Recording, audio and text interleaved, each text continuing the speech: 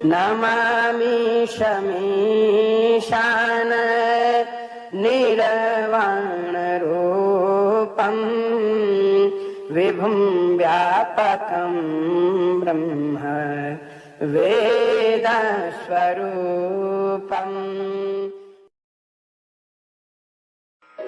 आरुरुक्षोर्मुनेर्योगम् कर्म कारणमुच्यते योगारूढस्य तस्यैव शमः कारणमुच्यते।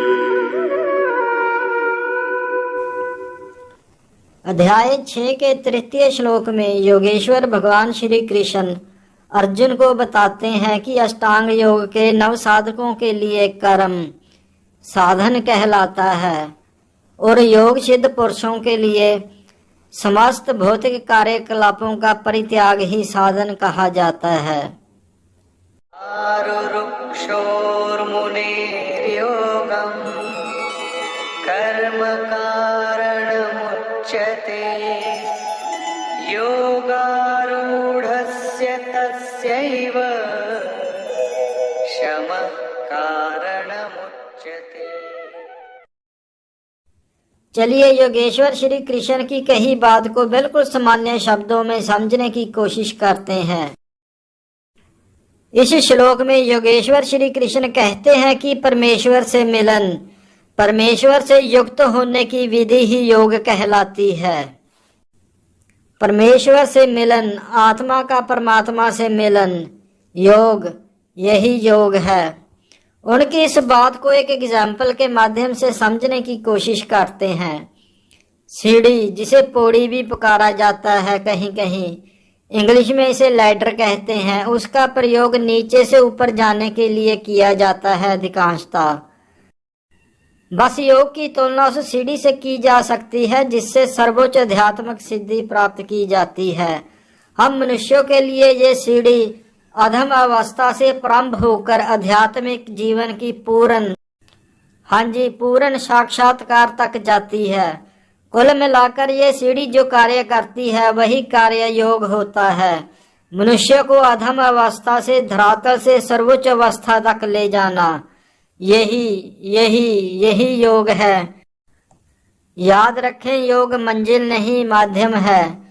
योग को समझना हो तो इसे 3 भागों में विभाजित करके समझा जा सकता है: ज्ञान योग, ध्यान योग और भक्ति योग।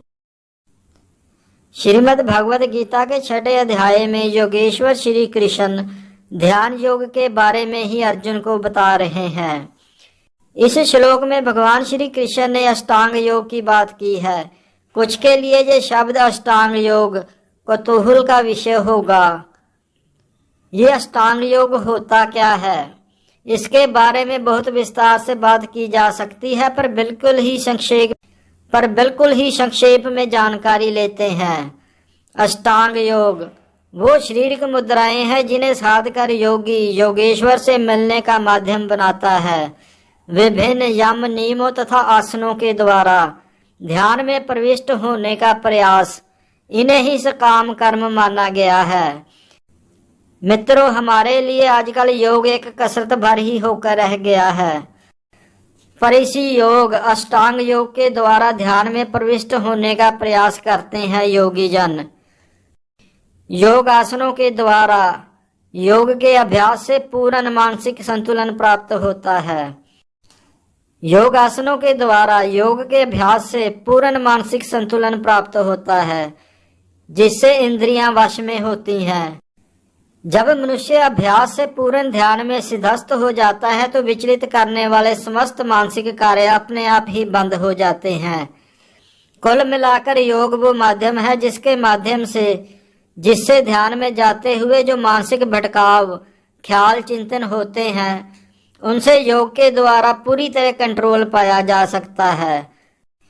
योगी जन इसके लिए योग को साधन बनाते हैं। वहीं जो कृष्ण भावित व्यक्ति हैं वो प्रारंभ से ही ध्यानावस्थित रहते हैं, कारण क्योंकि वो निरंतर कृष्ण का चिंतन करते हैं। पूर्णतः श्री कृष्ण को समर्पित उनकी सेवा में सतत व्यस्त रहने के कारण उनके सारे कार्यकलाप स्वयं ही बंद हुए माने जाते हैं। हर कार्य, हर भाव श्री योगेश्वर कृष्ण को समर्पित। अतः मित्रों, ध्यान में एकाग्रता के लिए अष्टांग योग की किसी पद्धति का सहारा लें। सबसे सरल मार्ग अपने को पूर्णतः मनसा कर्मणा श्री कृष्ण अथवा अपने इष्ट को पूर्णतः समर्पित हो जाना है। ध्यानस्थ होने के लिए सबसे पहले मानसिक एकाग्रता, इसका होना अति आवश्यक है। अंत में मित्रों, वीडियो को लाइक और शेयर अवश्य करें। चैनल को अभी तक सब्सक्राइब नहीं किया है तो सब्सक्राइब भी अवश्य करें। हर हर महादेव। आरुरुक्षोर्मुनेर्योगम् कर्म कारणमुच्यते योगारूढस्य तस्यैव शमः कारणमुच्यते।